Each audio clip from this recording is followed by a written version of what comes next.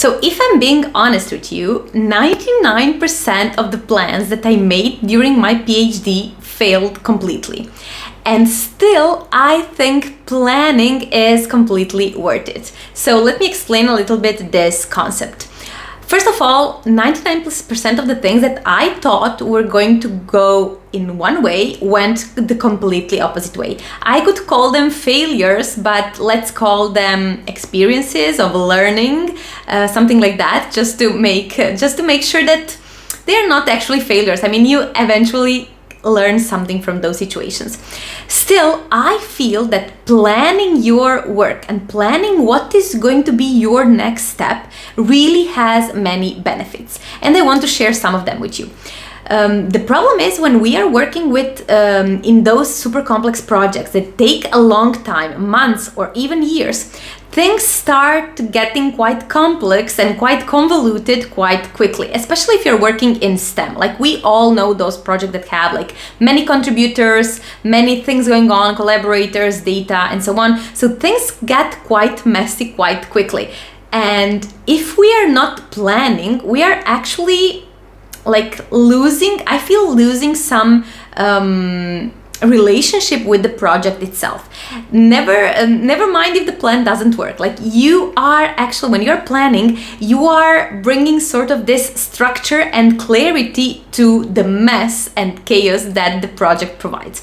And this is the main reason why I still think that planning is completely worth it, because you cannot, of course, predict things that are going to happen, and you can always just hypothesize about what can be the best possible step and best possible solution, and then reality is going to prove you right or wrong. From my experience, in 99% of the cases, wrong, but you are not going to start from scratch. So if you are, you're writing a thesis and you skip one day of writing, the next day you know exactly where to pick it up again. Or if you are doing some experiments and something failed, you are at least not starting from scratch. You know what to fix, you know how to fix it, and so on. And this is actually what I feel plans are there for. I do not believe that plans are there to execute. I think that plans are there as a guideline when you feel lost and when you feel stuck,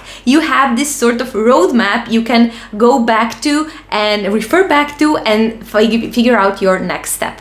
And this is what I teach all of my clients to do. When they come to me with their super complex, messy STEM projects and they cannot figure out what their next step is, when they are applying for funding and they're like, okay, I have so much data, I have so many results, and I don't know how to make sense of all of that and present it in a way that makes sense to others who are actually going to fund my project, I always tell them one thing, like, make a plan, and then we are going to talk about it. And the funny thing is that they always ask me, like, will my plan work? And I always have this same exact answer. Maybe yes, but probably no.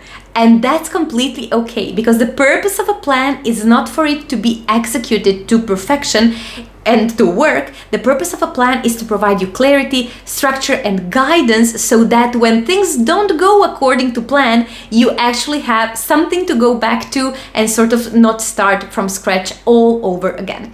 And this is exactly what I help STEM professionals do. So if you have this 7,000 things on your to-do list, everything feels urgent, and everything feels that you should be doing it, and the deadline was yesterday, and you don't know where to even start from, I want to invite you to schedule a completely free intro coaching call with me, where I can share my method with you. I can help you solve all of those structure issues and turn actually your chaos and your noise into something structured that makes sense and that is enjoyable for you and clear both for you and for others. So thank you so much for watching this video. I hope you found all of those advices useful and learn from my experience at least. And of course, as always, see you in the next few days with another video. Bye bye.